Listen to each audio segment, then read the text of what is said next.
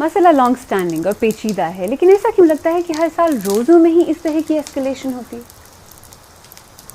30 برس سے زیادہ عرصے بعد یہ پہلی بار ہے کہ مسلمانوں، یہودیوں اور کرسچنز کے مذہبی تہوار رمضان، پاس اوور اور ایسٹر ایک ساتھ آئے ہیں۔ اسرائیل نے 1967 میں دوسرے فلسطینی علاقوں کے ساتھ مشرقی بیت المقدس پر بھی قبضہ کیا تھا۔ اس کے بعد اردن کے ساتھ سٹیٹس کو برقرار رکھنے کا ایک معاہدہ ہوا، جس کے تحت حرم الشریف یا ٹیمپل ماؤنٹ کے کمپاؤنڈ میں غیر مسلم عبادت نہیں کر سکتے، البتہ وہ مخصوص اوقات میں زیارت کر سکتے ہیں۔ مگر دائیں بازو کے انتہائی قوم پرست یہودی اب عبادت کا حق مانگ رہے ہیں۔ وائلنس کا موجودہ راؤنڈ بھی اسی سے شروع ہوا۔ اسرائیلی سیکیورٹی فورسز کا دعویٰ ہے کہ وہاں موجود فلسطینیوں نے ان زائرین پر پتھراؤ کیا تھا۔ یہاں شروع ہونے والا تشدد اسرائیل اور مقبوضہ فلسطینی علاقوں تک بھی پھیل جاتا ہے۔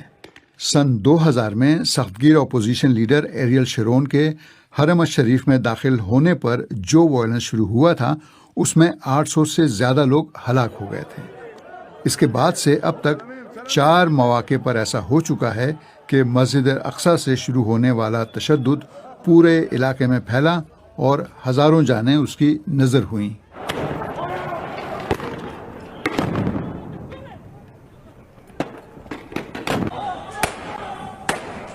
آکیوپائڈ ایسٹ جیروسلم یا مقبوضہ مشرقی بیت المقدس میں رمضان ایک بار پھر تشدد کے سائے میں۔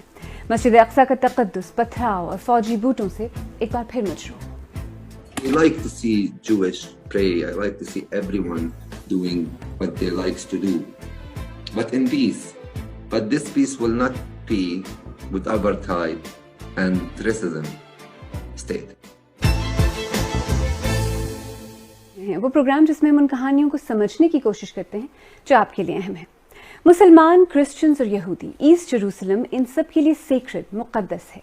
یہ سیکرڈ مقام پچھلے سال کی ہی طرح اس سال بھی مسلمان فلسطینیوں کے شدید احتجاج اور اسرائیلی فوج کے انتہائی سخت اقدامات کے بعد ایک بار پھر وائلنس اور لڑائی کی زد میں ہے۔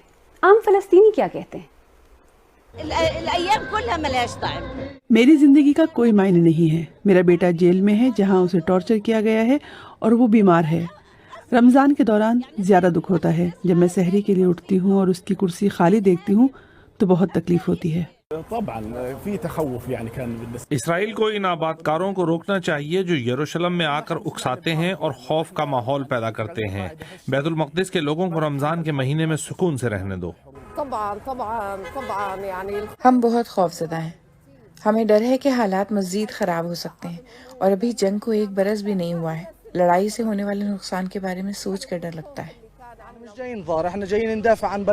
ہم اپنے ملک کا دفاع کرنے آئے ہیں، یہ ہماری سرزمین ہے۔ ہم برقعے کا دفاع کرنے آئے، اس کا دفاع کرنا ہماری ذمہ داری ہے۔ ہم آکیوپائڈ ایسٹ جیروسلم کی بات کرتے ہیں، مقبوضہ بیت المقدس کی بات کرتے ہیں، لیکن یہ ایکچولی ہے کیا اور اتنا اہم کیوں ہے؟ دیکھیں۔ 10 اسکوائر کلومیٹر سے بھی کم کا مقبوضہ مشرقی بیت المقدس 75 سال پرانے اس کانفلکٹ کا سب سے بڑا سمبل ہے۔ مسلمانوں کا قبلہ اول اور یہودیوں اور کرسچنز کا مقدس ترین یہ علاقہ واضح طور پر سیپریٹ حصوں میں بٹا ہوا ہے۔ کرسچن فلسطینی آرمینینز کے ساتھ 2 الگ الگ کوارٹرز میں رہتے ہیں، جبکہ فلسطینی مسلمان اور جیوز کے گھر الگ الگ علاقوں میں ہیں۔ حرم الشریف یا ٹیمپل ماؤنٹ دراصل وہ کمپاؤنڈ ہے جو فلسطینیوں اور یہودیوں دونوں کے لیے انتہائی مقدس ہے۔ اس کے ایک طرف جیوش مذہب کی سب سے مقدس دیوار گریا یا ویسٹرن وال ہے، جو یہودیوں کے مطابق ہیرود کے ٹیمپل کی باقیات ہیں۔ اسی کمپاؤنڈ میں گنبد صخرہ یا ڈوم آف دا راک ہے، جس کے بارے میں مسلمانوں کا عقیدہ ہے کہ یہیں سے پیغمبر اسلام معراج پر گئے تھے۔ حرم الشریف کے ہی ایک سرے پر حضرت عمر کی بنائی ہوئی مسجد اقصیٰ ہے۔ مسجد اقصیٰ میں مسلمانوں کے سوا تمام کمیونٹیز کا داخلہ منع ہے۔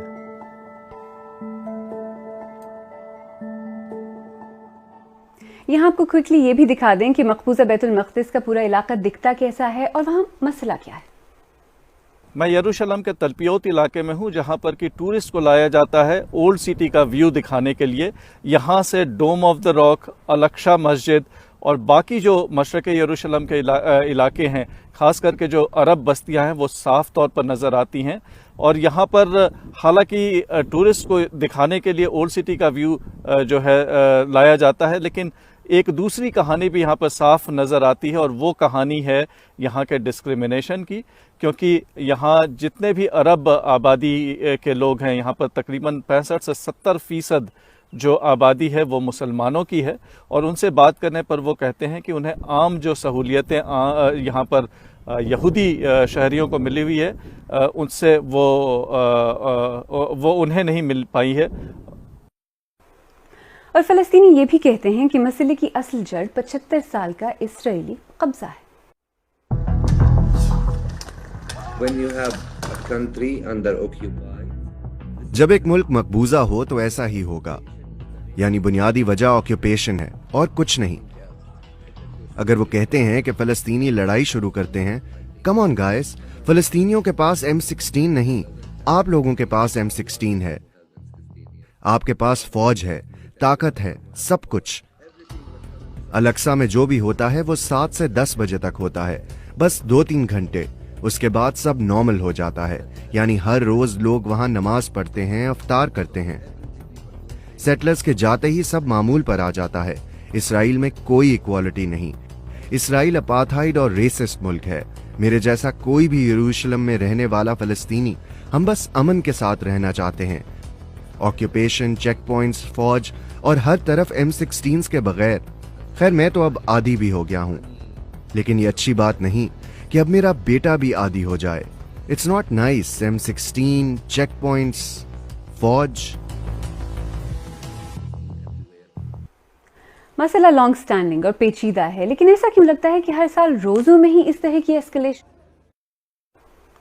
اور اسرائیل تشدد اور ایسکلیشن کے لیے خود فلسطینیوں کو بلیم کر رہا ہے۔ یہ بہت سنگین الزام ہے کہ ہم پر جو تشدد ہو رہا ہے اس کے لیے ہمیں ہی ذمہ دار ٹھہرایا جا رہا ہے، اور یہ وہ لوگ ہیں جو لوگوں کو اسرائیلی شہریوں پر پتھر پھینکنے اور تشدد کرنے کے لیے اکسا رہے ہیں۔ یہ بات ناقابل قبول ہے۔ یہ چیز شرانگیز تنظیموں خصوصاً حماس کے لیے تحفہ ہے جو یروشلم میں تشدد پھیلانے کی کوشش کر رہی ہے۔ سوشل میڈیا پر ان کلیشز اور اسرائیلی کارروائی پر خاصی تنقید کی جا رہی ہے۔ آرگنائزیشن آف اسلامک کنٹریز یا OIC کے ٹویٹر ہینڈل نے لکھا کہ وہ اسرائیلی آکیوپیشن کو فلسطینیوں پر ہونے والے حملوں اور مقدس مقامات کی وائلیشنز کے لیے ذمہ دار ٹھہراتا ہے۔ پاکستانی کرکٹر شاہد آفریدی نے ٹویٹر پر لکھا کہ مسجد اقصی ایک عبادت کی جگہ، وہاں سے نفرت اور ظلم کے کلپس دیکھ کر بہت تکلیف ہو رہی ہے۔ اور انٹرنیشنل ماڈل بیلا حدید نے انسٹاگرام پر فلسطینیوں سے متعلق کانٹینٹ سینسر کرنے کا الزام لگایا۔ مسجد اقصی کی ایک ویڈیو کلپ شیئر کرتے ہوئے انہوں نے لکھا کہ مجھے کوئی یہ بتائے کہ ان فلسطینیوں میں سے کس نے اسرائیل کو اس حملے پر اکسایا۔ اگر آپ بہانے ڈھونڈ رہے ہیں تو آپ خود مسئلے کا حصہ ہیں۔ اور انسانی حقوق کی تنظیمیں تو اسرائیل پر کرائمز اگینسٹ ہیومینٹی تک کا الزام لگاتی ہیں۔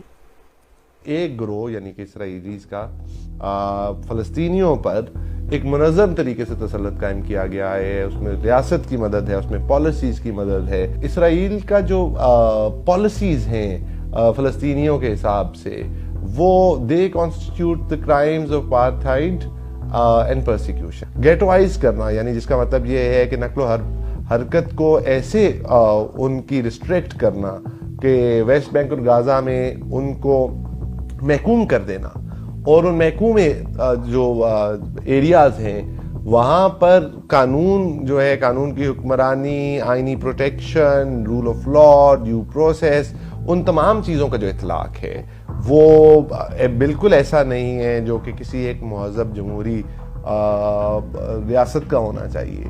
اور اس پہ پرسیکیوشن کا جو کرائم ہے، اس کو کہتے ہیں کرائم اگینسٹ ہیومینٹی، جو کہ اب عالمگیر قانون کی حیثیت حاصل رکھتے ہیں۔